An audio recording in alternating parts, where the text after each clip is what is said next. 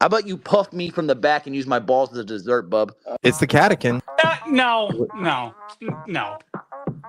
We're not doing that today. It was gluten free. Yeah, no bones. Hey, it's me, your buddy Ben. Today's episode is brought to you by the premier app for discreetly meeting local skaters in your area, Grindr. Colin Chandler 1-for-1 on long twos. Some would say the heir to the Kawhi Leonard throne, Colin Chandler. You calling him a White Claw? What a great name. Are you a skateboarder looking to connect with other skaters nearby? Then check out Grindr, the app that helps you discreetly meet fellow skaters. Whether you're searching for a truck stop, rest stop, or a back alley to perfect your tricks, Grindr helps you find the perfect spot to meet up with like-minded skaters. Love to blow that 10 into 15 into 20 and really feel comfortable watching it. Like the what? What? You'd like to what? Blow that 10-point lead into a 15 lead or a 20-point lead. But the... Wait, what do you think? Are you blowing 10s or? If I'm lucky, yeah. Single skaters, jacked skaters, down for whatever skaters, you name it. And let me tell you, this app is legit. Just ask my girlfriend. Now she's totally on board and has agreed not to ask me about it anymore. I'm connecting with skaters all over the place. So pull out your skateboard, whether it's in your garage, attic, or buried deeply in your closet. Download Grindr today. Start connecting with your local skate community, because sometimes the best rides are the ones you share. And honestly, I thought we went through the back door way too many times. Like, I feel like I should, on that type of offense. Can you go to the back door too much? You certainly can, depending on, a variety of circumstances, actually. Experience, mostly, yeah. Preparation, before. Yeah, the preparation ritual to go to the back door is significant. 48-hour notice is what I've Yeah, that's what I tell my wife. The Troy game, loved it. Huge for me. My wife's boyfriend's name is Troy, so when he was picking her up to take her out on Friday night, she'll be back in the morning. I was just like, "You guys are going down tonight," and he's like, "What are you talking about?" I was like, "I was playing Troy." He was like, "I went to Brown." I was like, "I didn't know you went to an HBCU." Another one.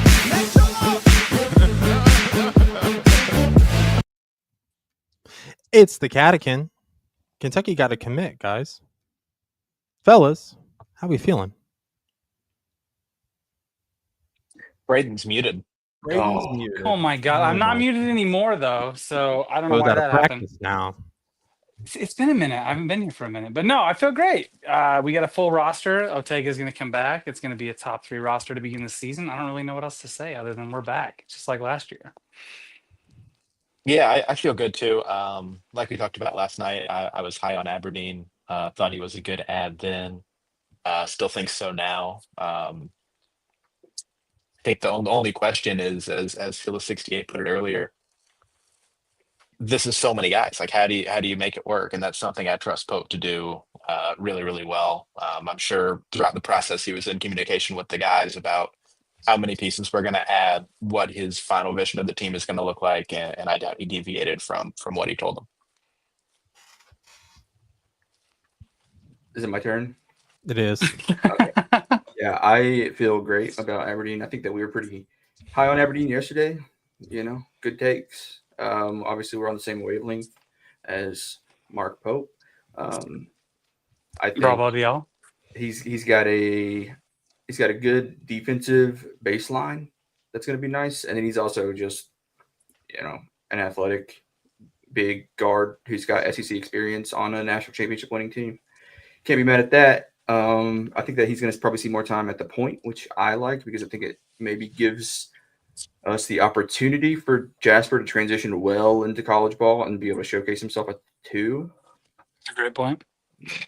And have a very fun start to the season, which I think is important. I think that it was very important for us last year to get those big wins up front, just have a lot of fun watching the blowouts and stuff.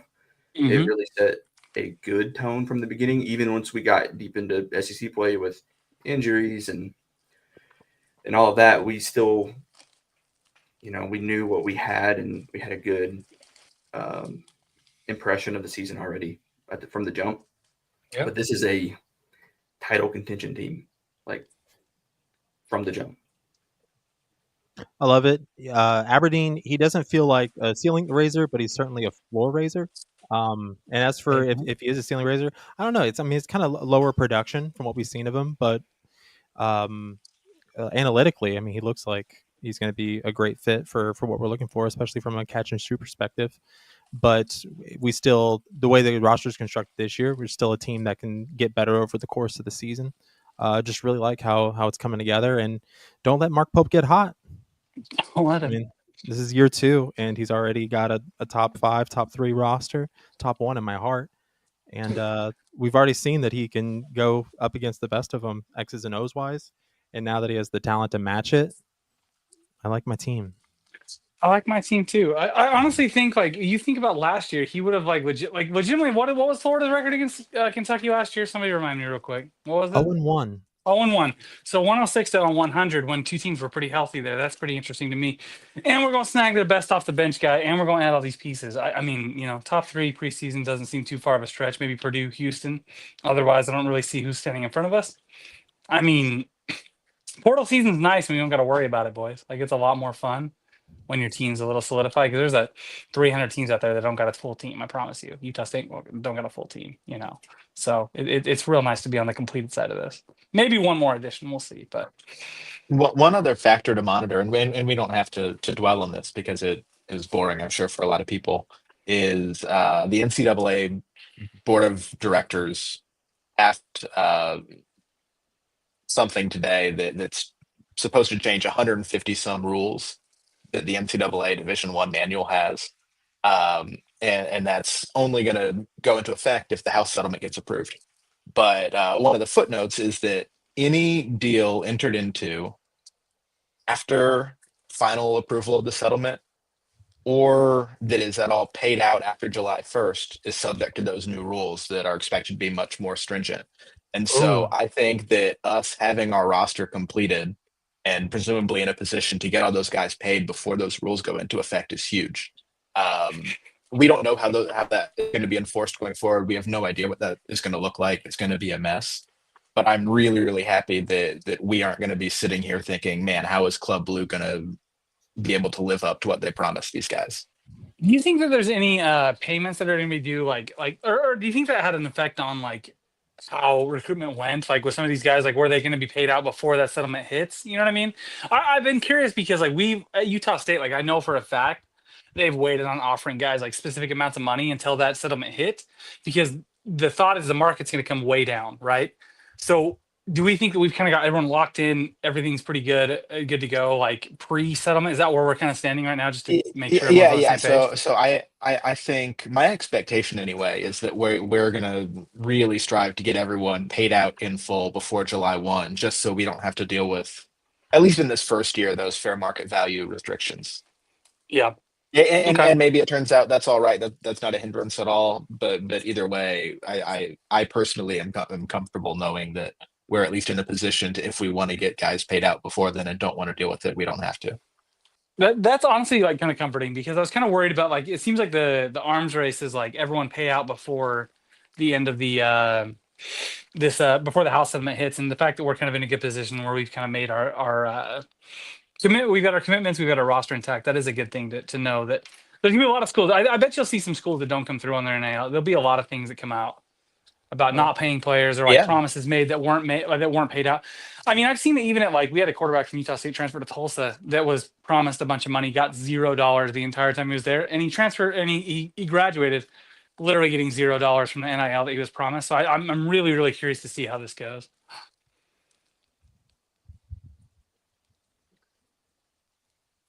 We're live, yeah. baby. No, I think that it's gonna be a mess for a while. So definitely there's gonna be some issues. I think that in this first year there are just so many questions about how it's gonna work, how the enforcement is gonna be, how long does it take to get deals approved, what kind of deals can get approved.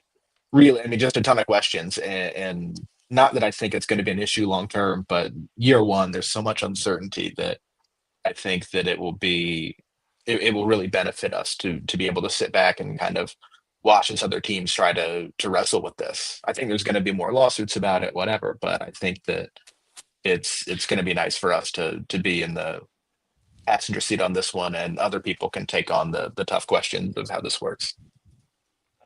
For sure. All right, we can turn to the chat. Got Peanut Butter Posse saying Aberdeen, perfect final piece, big guard that can shoot the 3 and play the 1.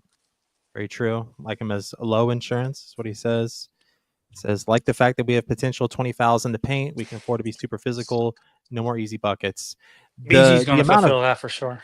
the amount of bodies that we have on the team and field of 69 or whatever, as Caleb said, they can try to because just by nature of being in sports media, and even us to a lesser extent of just being 4 guys dicking around online, but you got to talk about something. So that's where I think this whole field of 68 narrative of there's only one ball to go around. It's like, well, you get the best collection of talent you can, and then Yeah. you play the game, and you figure the rest out after you get the best talent you can. It sounds like a So- pretty good damn problem to have to me. Yeah. with 68, So when you're in the we'll SEC, figure that part out.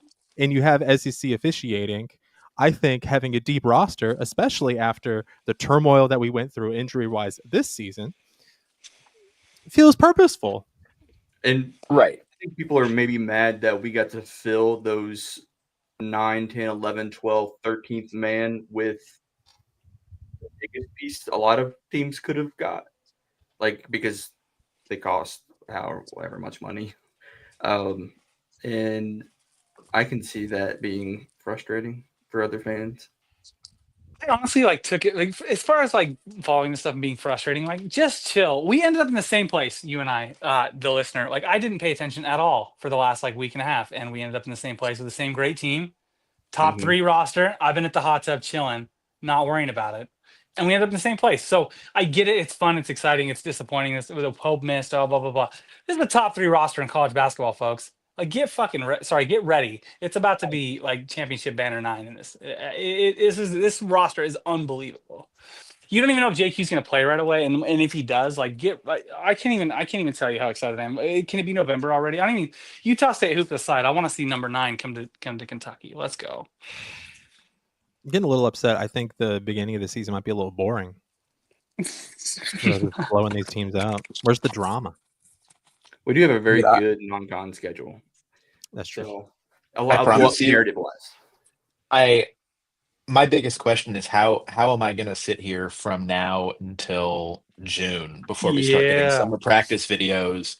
I think the La Familia scrimmage stuff was mid-July last year, and I don't want to wait 3 months to watch this team. I want footage now. I want to see these guys getting together, playing together, gelling immediately. I'm at least happy we get to do it in the summer, but it's going to be a brutal 3-month wait. Did you see that Trent Noah practice video that he was doing was it with McLean? Yeah. I watched that 12 times in a row. Dude, It's that's April. when that's your 12th guy or whatever he is. Come on, man, come on. This team's about to be so crazy. Last year's team was awesome, and they fell victim to some injuries, still made it to the Sweet 16. But this team, dog. I don't want to get too ahead of it, but I felt like last year's team was about to raise the banner if they'd stayed healthy. And given they beat the national champion by 6, I don't know. I'm just saying they probably could have. But this team feels a little different coming together already. Is there any worry that we're going to lose any more high school commits or anything, Ben, or anybody that knows? I haven't really paid a ton of attention to it, but are we pretty solid on our incoming high school commits as well? Are they still locked in, or where are we at with that? I assume so. I mean, Jasper seems locked in. He Okay. put out a photo fishing today. Go BBN holding a big ass bass or something, wearing UK shorts. I mean, Perfect. he seems locked in. Malachi seems locked in. And I think that's maybe a situation where, obviously the talent is higher on paper than it was with Noah and Perry. But again, you've got 2 Kentucky kids who I know we said Jasper didn't, he may have cheered for UNC to some extent, but he's got big family ties to Kentucky. Malachi, big Kentucky fan. And so when you have guys that grew up wanting to be on this team, I think that you buy some patience with role and filling that out. I mean, never say never, right? I mean, I'd be really crushed if either of those guys left. I also think that the Aberdeen ad makes me feel better about being able to feature Jasper more early in the season. Yeah.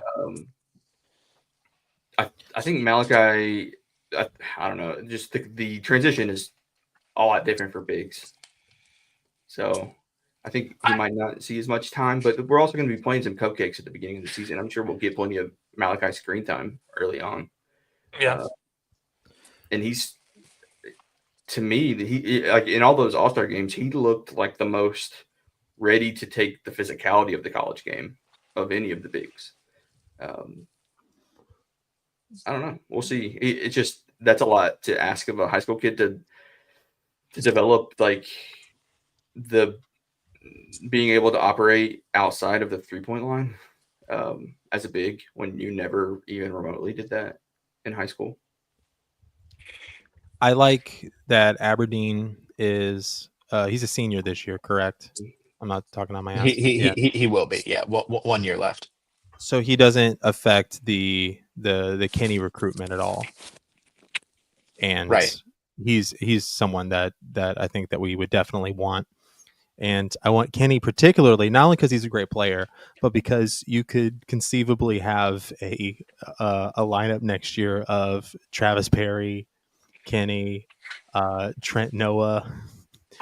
I'm trying to think, Malachi Moreno, and maybe Jasper comes back for another year, and you have a 5-man all Kentucky kids team. That'd be fun. Love it. It'd be way fun. It'd be good too. That's a solid squad right there. Yeah. Year 3. That'd probably be the best all Kentucky team of all time. Of all time, yeah. Yeah. In the chat, Calcutta asked what our dream lineup is out of the pieces we have, and I don't know. I like I was saying last night. I think that there's so much versatility. You can play a bunch of these guys at different positions. One that I think would be kind of fun though is just a balls to the wall shooting lineup with Jasper at point guard, Yelovich. I mean, it kind of depends on how BG shoots. If BG's 30+%, put BG in there. Put Yelovich in there at the 4. Put Cam in there. He's a 40% guy. Or even Diabate at the 4 if he can keep up his 44% on high volume. I just, and often, I mean, this year if we had said whatever the equivalent of that lineup was, it would have been they'll get scored on a bunch, but they're going to outscore you. I don't think we have to make that compromise next year, though. I mean, I assume Jasper is going to be fine defensively. If nothing else, he's a 6'4" point guard in this hypothetical. Diabate is a good defender. Cam's a good defender. Yelovich, we'll see. But I don't think it's necessarily the trade-off of you'll give up 2 every time, but at least you'll score 3. I think with a lineup like that, they might still be able to be competent defenders and just have crazy shooting from every position. My dream lineups are I know that starting is like a thing that's important to kids or whatever. But if you have Lowe and Aberdeen as your point guards, splitting the time at point guard, you have Jasper and Colin having taken a step into transitioning into this next year as the 2s. Then you have Cam and Owe, and then you have Jelly and Mo and JQ and BG. And damn, you whatever you need to do to make the feng shui work, or if there's matchup dependent, whatever, like just you have your 1A, your 1Bs of each position, and you just let it ride. I don't know. That just feels like you got 25 and 15 minutes of top tier at every position, potentially. I mean, there is a little bit of hoping for development, but anything that we've seen is the guys outperformed analytically where they should have been just last year off of one summer. That honestly, keeping Colin is such a big deal that I feel like we're overlooking a little bit. Like that guy's a $2 million player at like most schools. Like I would love to have Colin be the star at Utah State. Like, trust me, like he's the best player to come out of Utah in like the last 10 years. Like, I would love to have that kid on there. So no one's talking about Colin coming back, but like to have him coming back, the development he showed is gonna be huge in that 2 role. I mean, no, everything you said is perfect. Just I feel like we haven't talked about Colin enough. Maybe you guys did yesterday, but Colin coming back is a big deal. I think he's going to really shine. I think he'll be one of the bigger pieces that we look back on this season as a great keep or add as it were. I think Colin and Jasper are probably the 2 biggest X factors on the team next year. Yeah. Because I feel like for a 5-star guard, Jasper still feels underrated. Mm-hmm. And Colin, I mean, we've seen flashes from this kid. And now that he actually has like a full off season, coming off of a full season of basketball, I mean, he has pro potential. It really does. I've seen it. So that step back jumper against Tennessee. Yeah, and he got so much better just with the gentle hands.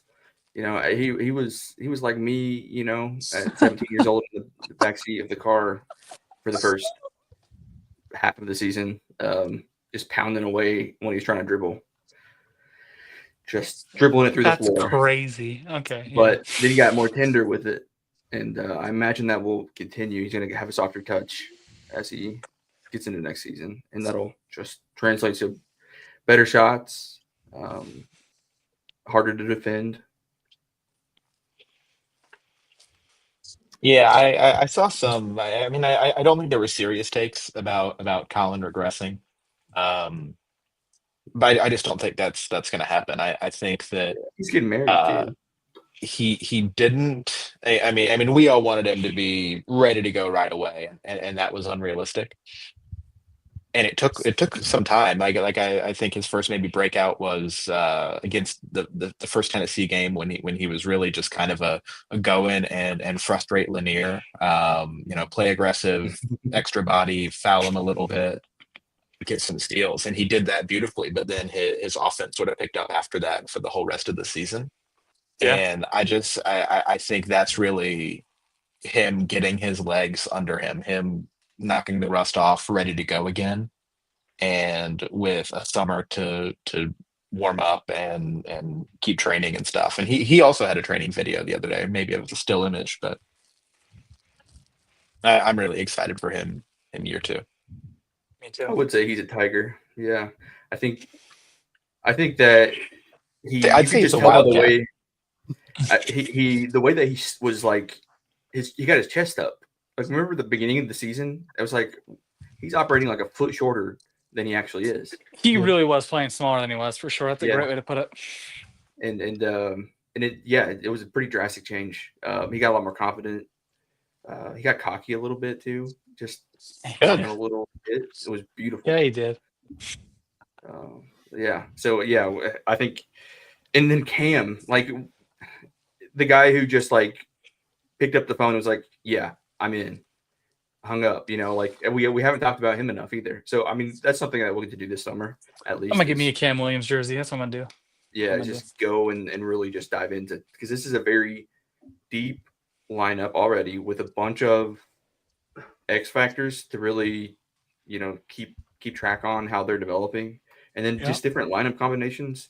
Also, I feel like we're gonna be able to rest people if they are hurt, right? Mm-hmm. Like, no rushing back from injury, because whatever, like we were brutal without Carr. So Carr didn't get to sit when he probably should have sat for like 2 or 3 games.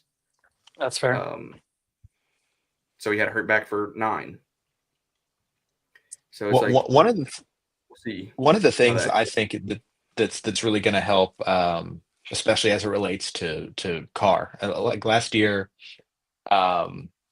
and also as it relates to lineups. Like last year, towards the end of the year, Ansley started a couple games, because if you looked at the analytics and how the lineups did, there was a little bit of drop off when you paired Ansley with Amari versus Carr and Amari. And that makes sense. People think Carr's a better, more well-rounded player.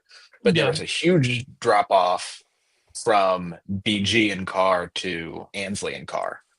Oh, wow. And so we started kind of shaking that up a little bit and playing Ansley with Amari and Carr with BG, and that helped. And I think finding places like that where you can just pair guys together who work well off of each other is something we can do. And yeah, that may get in a way of, I mean, kids want to start. That's a big deal for some. But the more we can do that and work on having lineups that are cohesive and good offensively and defensively and playing off of each other well, I think that'll really help our success. I want to remind the audience of something. We have a lot of new viewers that weren't really watching, especially during football season when this came up. But before conference play started, we had a group discussion of where we would give our predictions on where Kentucky and the SEC would line up from top to bottom. We all submitted those to each other, and We sure did. the loser would have to pay up off of the bet wheel. And well, we're paying up today. We have a flip bet, so the loser shows their feet on stream. I do have some photos that I'd like to share, although these are not of me. I will share out real quick. No. Right. Y'all see? Oh, sorry, that's the wrong one. 1 second. Oh goodness, what is this? Oh no! I don't think that one's the right one either. Oh, that's not supposed to be there. Everyone take a picture of it though, real quick, just to make sure they see it. Even though it's not the right picture. This is uncouth, guys. Wait a minute. Who? What? Me, man, boy. How? He's not been wrong yet, has he? Oh no! That's him saying we're not getting Aberdeen. But I thought Aberdeen signed with Kentucky, y'all. Anyways, I guess I don't have it. I guess I just we don't have any foot bet picks. I guess we gotta get them live. We gotta do it live. I would like to say that the reason I lost is because I'm the biggest believer in Pope, and I had the Kentucky winning it all. So I mean, yeah, hate me because I'm a loyal fan. Hate us because they ain't us, buddy. Let's see those toes though. All right, everybody, check out my books. Sniffing the screen. Oh no! I'm gonna kick your foot way up there. Oh yeah. Whoa! I've never been more locked into my whole life to the catechin. Let's go. Imagine just tuning in right now. Let's go. Look at that tootsies, baby. Oh, touch the toes. All right.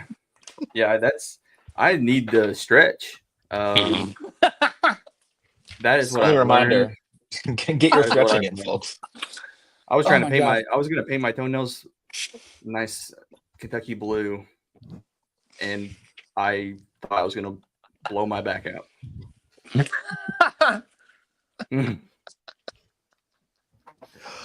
Oh man! Oh, all right, well, okay. There we go. We finally paid up one of the things from the bet wheel. I still have to send out the puppets. That will be a fun day. The puppet day will be a fun day. I'm looking forward to that. I'll vlog me going to FedEx with the puppets of all of us. Perfect. With all four of us, even though I'm keeping mine. Hey, I throw mine off. It could be a side. I could do the feet finder thing. That could be a good side hustle.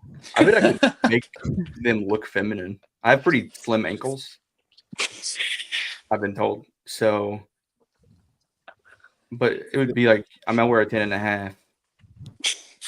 Call it an 8.5, buddy. It's called women. Speaking of slim ankles, I also really need an update pronto on Braden Hawthorne. Yes. I think that, obviously we don't have a huge role to offer the kid. I mean, not that he'd be 14th on the depth chart, but just coming in as the 14th addition to a team. Maybe damn near 14th, though. But I was encouraged that he didn't immediately commit to another school today when we got one, which makes me think, and I'm sure Pope was honest with him. Hey, look at who we are being mentioned with. We're going to bring in another piece at guard. I think that was probably part of the pitch always. So really hoping something moves there. We'll see. I know. I think Virginia Tech can offer him a much bigger role, but also Virginia Tech scored 36 and a 17-point loss to dog shit Boston College last year. So They had I think in 11 my mind, points that at was halftime. cool. That was the worst basketball I saw all season last year. They had 11 points at that was an halftime. ugly game. That was an ugly game. To a So and 200 like Ken Palm team I in get it. BC. If he wants to start right away, that's a consideration for sure. Obviously, the minutes will be bigger there, but come join a You want to contender. start or you want to Yeah, win, big his dog? ceiling. Yeah. So there's a couple things I want to talk about off of that because I'm also very high on Hawthorne. Colin Chandler was the 11th in minutes, right? Mm-hmm. And everybody knows who Colin Chandler is. We talk about Colin Chandler all the time. Yep. We have a lot of capacity for fandom for our guys. So it's like, even if he only got 5 or 6 minutes a game by the end of the season, I think he would still be like pretty hyped, you know? So it's like NIL getting in Kentucky's different, bro. Like the Yeah. exposure you get with Big Blue Nation is, I swear on my life, like as an outsider coming in last year, like that is an X factor. The fact that this brand competes with football brands at all is nuts as a basketball brand. Because like Texas might can be there close, like in terms of numbers, but like the effect that a 12th man can have at Kentucky's gonna surpass a lot of things at a ton of other schools. Just to add that. And then basketball role wise, I see him as it's like Owe, Cam, him, right? Which in next year there's like a very big role for you right there. And who knows? I mean, he's still like could be growing. He could be a 6'10" dude, which would be just an amazing forward man next year. Yep. I don't know. I feel like there is a way, and it's like all it takes is one injury or whatever, and we have to shift. Right. And he's seeing like real minutes. I mean, I don't think we thought that Noah was going to play as much as he did at the end of the year in the SEC, and he did. Or Perry at all. Yeah. Perry started a bunch of games. Obviously injury related, but right. So yeah, the opportunity I think is there. And it's just like, just think about what he could be in this type of offense, and then just the amount of space he takes up. He's not scared of taking contact already, even though he is going to fill out still.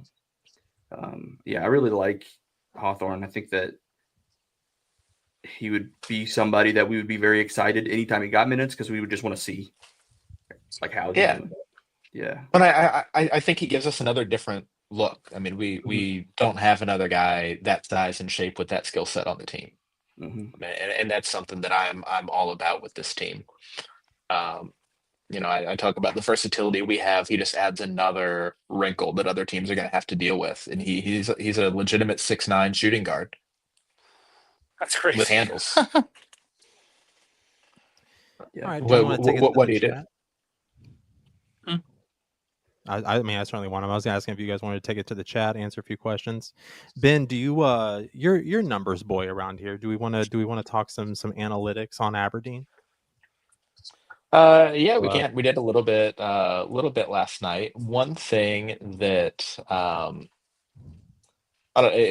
with all of these guys, I spend a lot of time watching that college basketball scouting transfer tape that comes out with the same track played over and over and over again. Stuck in my head. That is my hell. And someone said, you can just play different music and like mute the video, and it's like, yeah, whatever. That's a part of it. I think he can shoot pretty well. It's like a 35% shooter. And that was Florida's whole MO last year. People are looking saying, man, we didn't get a Brea replacement. We didn't get an Almanor replacement that are shooting those mid 40s on high volume. But Florida didn't have those either, and they won a title. They had a couple guys that were like 38. And then it was just everybody else other than their bigs was like mid 30s or higher, and everybody was a threat. And I think Aberdeen really fits us in that respect. But if you're a longtime watcher of the pod, I am concerned with my long twos, and it looked like Aberdeen in that tape took a bunch. Really good, and long they went in. Love it. They went in, obviously, otherwise they wouldn't be in a highlight video. He took 70 long twos on the season and hit him at 33%. And let me just see what Owe did to see if that's better or worse. 70 at 33% versus OA took 107 at 32%. So I'm not stressed anymore. Let's go. Tough twos But all no, season. I love it. I think he's good. He looks tough. He looks like he plays winning basketball. Um, and national championship experience is big. We had it last year with Lamont, Final Four title game experience, and now we have national championship winner experience. We had Diabate has Final Four experience, and Elite Eight experience. I think that's huge. We don't have any seniors, but we have still some guys that have been around the block and can bring different things from other winning programs to our locker room. We got younger and better somehow. It's kind of crazy. It's also everybody got younger. Everyone got better though. Well, like I'm talking about like just the whole college basketball landscape. There's a whole like year of players that just got wiped off the. The Yeah. COVID super seniors just got mixed. I think obviously we're trying to go to 5 years of eligibility, but it wasn't this the last year of COVID super seniors, Ben? For the most part, there's a couple guys like if you redshirted after then or did a JUCO year after then, you could conceivably still have one more. Like Chad Baker Mazzaro is able to play another year because he did a JUCO year after that.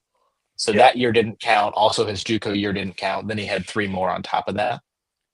So plus he's 2 years old for his class anyway. So he gets another year. I think somebody else I saw had a similar thing, but a red shirt after then, and they get another year. That's crazy. Someone said He's on that Perry Ellis plan. He's on that doctorate plan, right. bro.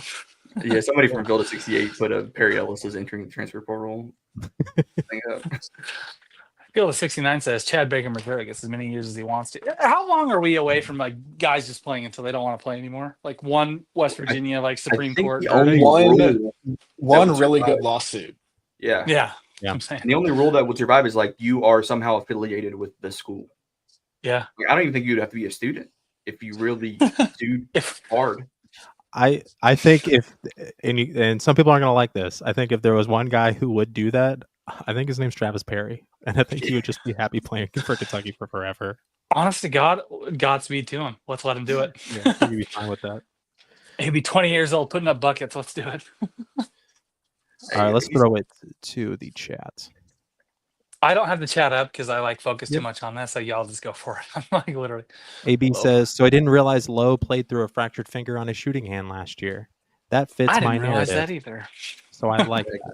So add 15. That actually, I think, also is something that happened to Lamont when he was at San Diego State, and he had a little bit of a drop off the year before he came, and I think it was the same issue, finger or wrist on the shooting hand, that explains some of the numbers that weren't quite where he wanted them to be. So I think that goes well 100%. for us. Also fits my narrative. Yeah, it fits my narrative. And also he played for a bad team. Like guys can play in a bad team where their teammates are not, rising to the level that they're playing at. I've seen it firsthand, with guys that transfer to Utah State from bad teams that like put up good numbers at Utah State. Sometimes you're like a guy like Lowe, that Pitt team was dog. They were bad. They weren't a very good team. He put up good numbers on a bad team that he had to carry the weight of. And like, there's some, I really, really look forward to him playing under Pope. I think it's going to be the massive X factor. But he might be the guy I'm most excited about outside of JQ because, top 5 NBA talent. How can you not be excited? But Lowe might be the guy that I'm most excited about for his development under Pope and see how he plays. Like, I'm really looking forward to seeing that transition to really efficient ball for a guy that put up good numbers on an inefficient team, basically. Yeah, he was like crazy high usage.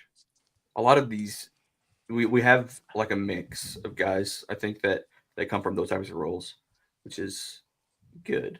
I mean, I get the pitch. I would like Mark Pope to explain his pitch a little bit too, because I want to hear from like how he is selling this roster, His vision, as it were, this team. I mean, I feel like I can see the different, roles, archetypes in the players. I do really like the versatility that we're showing with we've got more ball handlers. We have more bigs that can take more fouls. It's like we have some like slip and slide type versatility to where we're not having to change the way that we play ball with a couple dudes being out. So I see it. I just want to hear if that's also how he's explaining it. You know, Maybe we get Mark Pope on here now that the roster, or Yeah. once the roster's complete. You know, like who says no, right? Probably Mark, but we'll see. Well, I think he's scheduled to.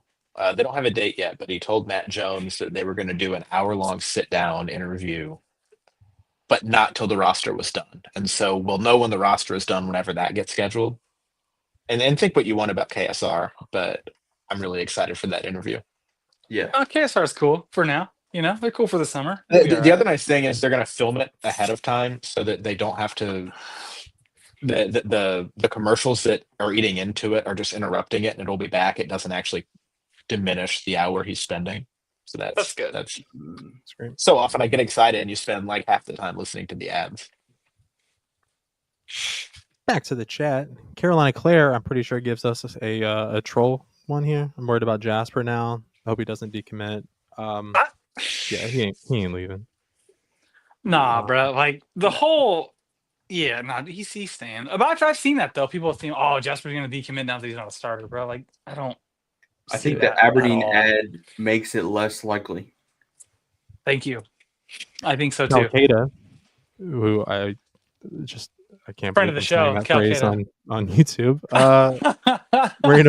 Marino would leave before anyone. I agree with that.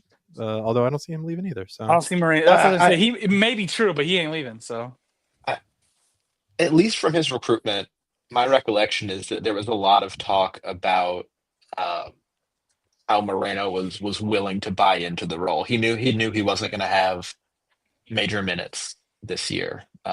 Yeah, he's highly ranked in the class. He got picked for some of these all-star things, but also the center position in this high school class was super thin. And so I think that he knows he's got some, and like as we all know, like it takes bigs just a little while longer sometimes, unless they're just freaks. yep. So lot of I people think he's use- bought into that role that he has. a lot of people in the chat thinking that Carolina Claire could be Brother Fish, famously from Trilly Donovan's Discord. If you are Brother Fish, Say what DM up. me on Discord. I have a role for you on the Catechin, and let's talk business. Oh God. Okay. Listen, I also think NBA playoffs happening right now, right? Oh God, yeah. So It's good. like it's January, but it's like the first time that I'm really watching the NBA, other than like highlights and seeing how Reed Shepard's doing. But the bigs in the NBA don't get used like the bigs in college. Mm-hmm. Like even like Klingon and who's the one that went to Memphis? Zach Edey. Zach Edey. They don't get used the same way they got used in college. How you gonna lose your first playoff game by 50 points, Zach Edey? Come on, brother. Do better. That was rough. That's- Ja debuted new shoes and then got Got 50 piece. Brutal. I looked at that score and saw 63 to 30, and I thought, there's no way that's right. There is no way that's a NBA second quarter score. doesn't. People say the NBA doesn't play defense. The OKC They Thunder try. do. They try. Yeah. A lot of good players in the NBA, and when they give a shit, it's a whole different game. Anyone that wants to say college is better than the pros doesn't know ball, but whatever. We'll move on to the topic today. Yeah, but I would like to think that Marino's thinking long term. He is going to benefit more from getting some away from the basket moves, getting some good passing skills and stuff that he didn't probably. I mean, I know he didn't have to work on too much in high school. A lot of it was grabbing boards because you're way bigger than everybody and passing it back out. That's true. So yeah, I think that he probably sees a vision where he is a stud. But the shot could use some work. Just a little bit. It'll be all right. Yeah. Yeah. What former player do you want to see on the coaching staff? I'm running the chat, Benjamin. AFIO says I'm getting to that one. In a few years, new lawsuit. I'm still in college. I should still be eligible. Sure, I failed multiple classes. That's just the I Chad think Baker Mazara right now, brother. He Well, failed a lot of yeah, classes at San Diego State and then at Auburn, and then no shame for CBM, but I do wonder no, how I wonder a how little we bit sit here though. when we talk about how this is your, you're getting your 6th year of college, dog. Isn't and it you're like not his a, ninth? and you're not a grad transfer. Little They questionable. just withdraw, right? Like that's the trick. Honestly, But that's what they I said. The NCAA said that. They said the transfer portal is not real, or the court said that, right? That the transfer Yeah. portal is not technically real. If you just remove yourself from school and enroll somewhere else, it doesn't matter.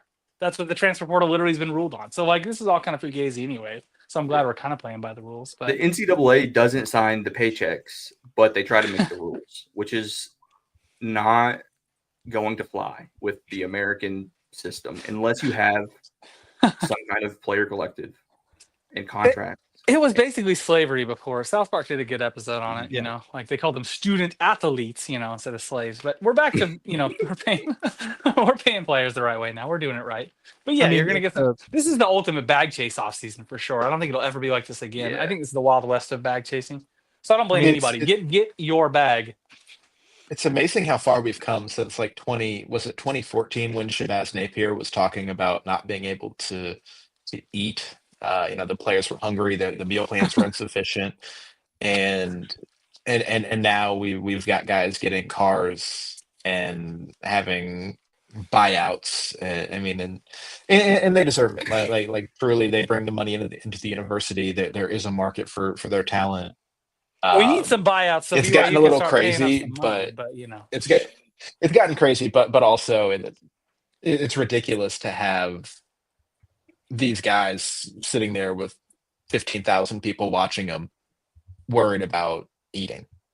yeah. Especially, I I mean, mean, I they're don't know. working. I mean, it's crazy.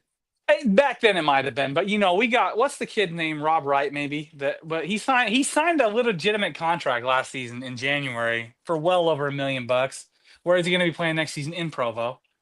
So contracts don't really mean anything. Does anything mean anything if we're gonna keep it a no. buck? Like honestly, because he It's To be he all honest, legit signed a contract with their collective at Baylor, and they said, and I don't blame him. If BYU want to pay me double to come there, I'll be a BYU fan. Trust. Like you're gonna honestly, pay I me mean, 3.5 million. I Bro, they like pay Utah you three. State. I'd never play Brother, for BYU. yo, you are out of your mind if you don't think for $1 million you're going to be the biggest cougar there ever was. All right, like me, do you know what I hate First more than off, what do I hate more than BYU? What do I hate more than BYU? first off, Nothing is the answer. your mom Nothing is is the the biggest answer. cougar there ever was. Okay, so My mother's been dead since 2024 or 2020. So there's that. Number one. Number two is correct. She was a little out of pocket most of the time. So like rest in peace, mom. But Jared's correct. Number three. I don't even know what number three is. My point is you can pay me $1 million. I'm gonna cheer for BYU next season. So I don't blame anybody for going there. Don't take any. It's not sour grapes. $500 I wish I had that kind and of. just how much I wouldn't do. There you go. There you go. I'm showing whole to the president for $500,000, bro. For Yeah. 250, for 100,000. Let's be real. I think to some extent the solution for a little bit of that is better contracts. It Yeah. doesn't help all the time because that's apparently the Chad Baker Mazara situation, right? Like he entered into a deal with Auburn for, I forget what they said, $1 million. Then they brought in Keyshawn Hall for about $2 million, and he was pissed. I mean, Baker Mazara was, love him or hate him, you watched, fantastic this year. He's a good ball player. He really is. I wanted him on Kentucky. Auburn was a good team. He was one of their better players. And now you're bringing in some transfer that's making double me. And then apparently they countered and they still were significantly less. Like that was what made him angry. Yeah. But his contract had a buyout or some portion already paid to him. And like that is kind of the hang up here. Yeah. Well, it's the And- same and thing the- for the guys. Go ahead. Sorry, Ben. Go ahead. The way it was reported, it's like Auburn does have a legitimate claim to this. If he leaves, they could sue him for it. But also, that's a decision they'll have to make, sort of like with the letting kids out of their NLIs back when we had them. Yeah. Because if you Back do when that, meant anything. you are the bad guy. I mean, you just can't go after kids.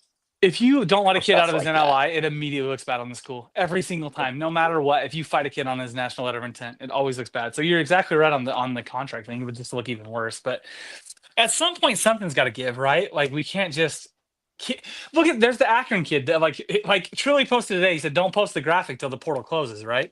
Because the Akron kid had posted the graphic like, "I'm coming back year 2, blah blah blah," and he entered the portal today because somebody got in his ear with some money. You know what I mean? So I don't know, man. I don't know how you fix it. I don't know how, if contracts aren't enforceable, I don't really know what you do. One of our good friends was talking about it was a priority for the staff to lock down the guys early on. And it seems like we understood that. Like, you can't just go and overpay because they're going to find out. Right. And then it's like you're going to piss Oway off or whatever. Well, and I think that was also maybe we did something to not let that happen. Other teams didn't. It looks like that was also maybe the Aberdeen issue. I mean, Yeah. he saw what they were paying Lee to come in, and sort of like Nick Mazzara, it's, hey, I was a contributor on a title team, and you're going to pay him triple what your offer was to me initially. Well, yeah, and Unbelievable. at least make it right by the guys you have. right. And the thing with that one that's particularly crazy is like, oh, Florida's only have $7 million, so you paid half of it to one guy. They only got $7 million and they want a title? Well, Really? I don't believe that. I think we have exaggerations going both ways to make the story sound as crazy as it can. But For sure. That's exactly what it is. still, That's exactly that what it sounds is. even worse. I bet they Schools got have 20 more mil than they just like say that. they have. Guys are getting paid less than they are reporting they got paid. Yeah. Except at BYU. sure. Everybody's getting at least what they're saying at BYU, and they're paying at least Maybe that double. much. I promise you. Maybe double, in fact. Yeah. You know, I don't doubt it. I don't doubt it. It seems like, well, they say they're paying their players in love, and by love, they have to mean money because it ain't love that they're getting these commits for. Okay. AJD didn't come there because he was loved up by Kevin Young with all that swag, you know, like in the chat. Let's go. Like, no, like the it whole wasn't that. It was the BYU $7 million, motherfucker. Sorry. Wasn't the whole BYU recruiting thing was that they would never be the highest bidder on a player? They said that after they were the highest bidder on everybody. The spin is so infuriating. Just accept it. You got deep bags. Nobody's giving you shit for it, except for the fact that you want to act like you're not paying them. You're paying everybody double market rate. No shit, you're ranked 6th in the preseason. You know what I'm saying? Like, embrace it. You're trying to win a title next year before they regulate this stuff. I get it. I wish I had the money. I'm just super jealous. I'm not mad about it. I just wish it was me. That's it. Also, shout out to our Baylor Bear fans and friends who go to We Pay Guys University who have 0 returning players. Just funny. Yeah. It's not We fun. It's pay not fun players. replacing the whole roster. What happened there was the big donor is Chip and Joanna Gaines, who I'm very Yeah. but Target Their has ship lap is imported and now getting hit with massive tariffs. Yes, and the Target boycott has hit them particularly bad. Oh, that's funny. Yeah, 40% foot traffic drop at Target. Really? I don't even know why. I have no idea. I just saw that in my stock market news. But yeah, I was at Target today or yesterday. One of the two. so it ain't you. You're not the I'm not reason the Target Baylor demo. is losing their guys. It ain't me. It ain't me. Yeah, it's Middle America. I get it. And BYU paying $3.5 million for $1 million guy. Okay, they're gonna be so good next year. Please let them fail out in the first round. Like, God, I have not asked for a lot. Be pretty incredible. Yeah. Here's where it gets dicey with BYU is if Tyron Stokes reclassifies, I feel like he's a Cougar. He's also now. I hate how right you are. I hate it. He's visiting us. We'll see. I mean, they probably have the bag for him, but he just visited Kansas. Probably. Looked like he had a good time. Visited Kentucky in mid-May, which initially I was thinking, like, who in high school is doing visits now? Like, for sure, this kid's reclassifying. But if you're also looking at our current roster of 13 guys, spot solidified, especially kind of at his position, and you're still visiting us in May, now I'm thinking, okay, maybe he doesn't reclass. I don't know. If he got his bag this summer to come next year, to not reclass and then to come next year. To BYU or to Kentucky? To Kentucky before the portal, like before the the house stuff. Yeah. Well, yeah, he'd have to be paid before then too. Oof. So I don't know. We'll see. Can BYU. we can we go back to the question about former player we'd like to see on the coaching staff that I Yes, yeah. started and was told that Patrick. Jared's running the chat and Jared never came back to? What was Because this yapping? because my answer is for Rajon sure Rondo. Andrew Carr. No, Oh. Andrew Carr. Andrew Carr is like As an ambassador, or like as an X's and O's guy? Because if X's and O's guy, I don't know if I can agree with you there. But ambassador, no, sure. I mean just on the staff. Like give me as a GA or something for now. He's literally enough. Pope Junior. But he has major, and I mean this as a high compliment, major camp counselor vibes. I think we noticed all season long that he spoke like Pope. They were on the same page. Wavelength. He's a hard worker. I think he's a good guy, good role model. I think he would be awesome. But I think we have a bunch of guys like that. I think in the presser after the Tennessee loss, he was sitting up there with Carr and Brea and Butler, and he said, I don't know which one of these guys is going to be a basketball coach first. And honestly, I think all three of them, but I think it's just a matter of how long their pro careers last. I think that's the only thing keeping them from jumping right into coaching now. Carr would be the answer. Yeah, I'd take that. That's a good answer. I would like Amari just because he would be like, it's so hard to find coaches for big guys, and he would just be the perfect guy to be like, I was the first, right? Like, he's also British, which is Yeah, I just want to hear him speak some more. yeah. Yeah, that's mainly what I want out of it is hear him talk about Weetabix and basketball some words or whatever he wants to talk about. I'll just listen. That's fine. Yeah, literally just nothing. Braden and I were talking a few weeks ago about who we would want to come back as a coach, and I said Rajon Rondo because I think Rondo's a basketball genius. Yes. I also had the comparison where while Rondo is a basketball genius, he is also just a massive pain to work with, and he seems like he sucks as a guy. And I compared him to, and this comparison has aged poorly in just a matter of a couple weeks. And even then it wasn't great, but I compared him, he is to basketball what Kanye West circa 2015, 2016 was to hip hop. No, it's so accurate though. There's no denying the greatness. Genius. Yeah. But he's just difficult. Now I don't know what Rondo's relationship with his cousin is like, but I'm kidding. His relationship with Patrick Sparks might be a better indicator, but not great. Yeah. I think, joking aside, someone said that Rondo can't because he's also an AAU coach or runs an AAU program. Which he does right now. That's a conflict in some way, and he doesn't want to give that up. He talked about that on the Club 520 pod. He talked about when his kid's out of the AAU age, he'd like to get into college coaching. So it is on the horizon. So yeah, that is a good point. But he's coaching his son in AAU right now until that ends. And I guess he did talk about it. I mean, it depends on how good of I don't know how good of a coach he'd be, but he's brilliant though. He really does have. He sees the game in such a different way. Like you hear about it, only talking basketball strictly. He's not my favorite guy otherwise, but like basketball wise, he sees the game in such a way, the angles he sees, the way he manipulates the game. Like Rajon Rondo is, I could spend hours listening to that guy talk about basketball. I would love to have him on the staff for that reason alone. I would also say Brandon Knight would also be very cool to add to the staff, especially if you had Brandon Knight or a John Wall in a GM sort of role. I think that would be very cool. But I don't know if you would even want Calipari era guys. For could be the ref relationship guy. Yeah. That would be cool. For our GM, I kind of want somebody who is really connected with grassroots basketball, with the agents, and has those kind of connections.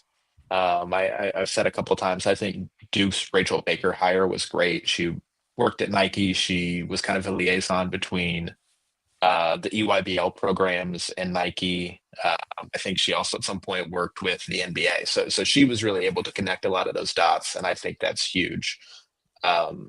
And I think think everyone seems to love her. But I also like what like Trey Young is doing, donating some money. He's the assistant GM or something at Oklahoma, and that's is just he a good more of way to. a figurehead though? Do you think? Because how Yeah, much GM is he doing really? Right? Well, what I he's don't doing is know. getting Adidas. What no, he's actually switched over to Jordan, so he's probably doing like some Jordan liaison with Oklahoma. That makes Uh, sense. I can see that. But I think So we that's a do that great with way to get guys, and you know we have so many big names that kids would be excited to see and be connected to and work with. I think it's a good way to, even if it's not your primary GM, a good way to get those guys back involved with the program. I I think so Not think saying they SGA. also need to pay us $1 million to do SGA it. Converse. We should switch to being a Converse school. I couldn't disagree more, but I like SGA though. But Converse is just a Nike brand now, so it's just a I think Nike school. But SGA brings in the AT&T money. yeah, and the have you seen his new shoes? He did the gray one. He just released the gray ones. Oh, I see him. I'll have to look at it. I after the have pod. like the Converse, the Trilliant, whatever, that I play in my driveway with my kids in, and they're very comfortable. Really? Okay. I haven't played in a pair of Converse that was comfortable ever, so I have Well, to try those they out. they're just Nikes with Okay. the Well, then I'll have to with the Converse logo. yeah. We'll bet. Then I'm gonna get a pair. SGAs. Let's go. Is it his first signature shoe, or does he have one more than that? No, it is the first one, but there's Let's go. a few like SGA inspired Converse basketball shoes. What was that last chat that popped up on the screen, Jared? I couldn't read it. It says something about I wonder how much the catechin is, and I didn't see the rest of it. I wonder how much Josh- Cadigan got for the grinder contract. It's just a whole lot of sausage, brother, and a lot of skateboard decks. Nothing else. Did it for the love of the And- game. That was An that was important, just love of the game. an important note on that: we didn't get paid for that. That was a joke. But if you thought we did a good job with it, and you do have something you want to pay us to advertise for you, let us know. We have great ad reads. We all are got our for accelerated sale. reader points in school. We are absolutely not above selling out. And if you have a product you want us to read for you, let us know how much you'll pay us to read it. Honestly, you'd probably do it for free for the first couple. So let us know because Grinder. That's also not a promise, by the way. that No. It's Brave not. anticipated. I mean, if you don't say anything, they might. Hypothetically, how much would it cost for us to do a podcast in Tennessee Orange? Honestly, what are we gonna do? Like that hoard out thing, like on TikTok, where they say like $50, you take a shot. That's what we should do for our 500 sub stream, by the way. Like, we have a little bar, like a little menu to the side here, and you have to pay a certain amount to make Jared get stupid drunk the whole time. I'd do it. I'll do I'd it. pay a lot for that. Yeah, no, I'd do it. Yeah, we got to do our drunk stream, guys. 500 At subs. some point, for sure. At Yeah, I some don't know, point. for sure. You hear this? I'm drunk You hear off this, everybody? gratitude. At some point, he says. Lawyers talking to us. Hey, we put off the foot bet for quite some time. Well, Fair. I thought I had to take pictures. I didn't know I was just flashing them on camera. Fair enough. We didn't live stream before this though, so Yeah, I that's see true. where you were at. I was also like, I'll take what I can get, No, for sure, for sure. I guess anybody can just go watch this video, and there's gonna be like a big spike right there. There's gonna be people We'll who know. We'll know only if you watch that creeps. very brief. Yeah, if you creeps zero in on my feet. I'm Eddie for sure says- zooming in. Rick I'm Pitino will hungry, boys. be UK's GM if he ever stops winning at St. John's. I think that's dead on correct. I That said would the be so same sick. thing last April. I thought he was going to step down this year just to go hang with Captain, but he didn't. But maybe he gets tired of I it do this year. think that it might have to be post Mitch though. Like, I'm not sure. That's fair. I'm not sure about that. Post Mitch might be next week, like depending on how the swimming stuff goes. We'll see. Is that happening next week? I don't know. I just Oh. throwing it out there. It just seems like he's real relieved anytime anything goes real well because it's just another feather in the cap to fight that old I pesky lawsuit that exists. I do worry if Pitino is. I agree, Joe Mama. I don't think he's ever gonna get tired of coaching. I love Pitino. Man's a vampire. He's gonna coach until he dies. I also wonder if in a GM role he is too strong of a personality. I mean, as good of a relationship as he and Pope have, that's a lot of guys that are wanting to be the head of the program and used to making those says. And I think I think there'd be some headbutting. Knowing Pope a little bit, I think that's the one guy you wouldn't have that with a strong personality that would be just because Pope's like a weirdly loyal guy, like to a fault sometimes, and I feel like he would almost go against his own better judgment to defer to Patino. But I get what you're saying. He's got I don't like that. I'm just saying. I just knowing Pope, he's like weirdly loyal, like strongly loyal, almost to a fault at times. I said this when UNC was hiring their GM and thinking about what to do with Hubert Davis. I think you need just a really clear, articulated chain of command. You need to know who's making the decisions, what decisions they're responsible for, where the division of labor is, if you're going to make that work with two big personalities. If you have like a John Shire and a Rachel Baker, that's obvious. I think that their role is such that Why is it Sire's obvious, making Ben? those decisions and she's in a. So, I mean, I just think that you have a big name coach who's going to be making those decisions. Whereas if you have two big names, you aren't. It's not quite so clear. Ben, are you saying it's obvious because the woman should naturally be subservient Nope. to the man? Nope. I'm specifically not saying that. Just whoa, dude. People are asking, so no, I get what you're saying. Clearly defined roles, but also like specifics to it would be the key to open. It is weird. We're kind of like the one school that's like spending a ton of. BYU's GM is what Kevin Young's brother, that little tampering son of a gun. Yeah, where'd Kale go? He had to drop. Oh yeah, he said he had to drop. You couldn't see that. Hawthorne stepping back to consider between Kentucky and Duke. Well, we'll see. We'll see you then. That facts. Who said it? Al-Qaeda. I'll take it as facts. Yeah. I like Al-Qaeda. That's facts. So he's just gonna take a step back. Look, see, we bust that ass in the the Champions Classic. They didn't win a championship neither. We had a bunch of. He'll be a cat. That's how I take that. If you're gonna step back and evaluate, cat. Yeah, fellas, I don't know. We'll see. Anything Nothing for me. We'll take it. Oh, we got a haircut.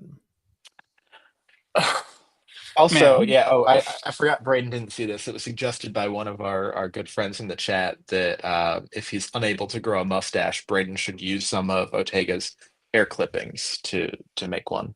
I should use his. Yep. Hey, I'm just the messenger here. There you go. Hey, our fans want it. You know what? Perfect. We'll throw it on there. We'll get a little Ortega magic going on. Yeah, got to give the people what they want. Fine. We'll give it to him. I realize there's two strong mustaches in the group here right now, and I didn't. Yeah, look at that. Oh goodness gracious, Jared, shave that thing before you put me to shame, brother. Ben's got to have the only mustache. Okay, fine. All right, yeah. All right, cool. Thanks. Whoever said that in the chat, I appreciate that. Thanks for noticing. There was one other in here that I thought was interesting, but I can't find it. And I'm in my garage, and there's no AC out here. And I'm wearing a hoodie. That might be time to call it. Angus says you need to have Tristan, ESP Zen, and Pope's Cats on. Are we not good enough for you, big dog? What's up? Well, you know what could be going on. Where do you think we get our info from? Whoa. We're not burning sources here. I really like all of those people. I think that at least the two that aren't anonymous probably prefer to stay that way.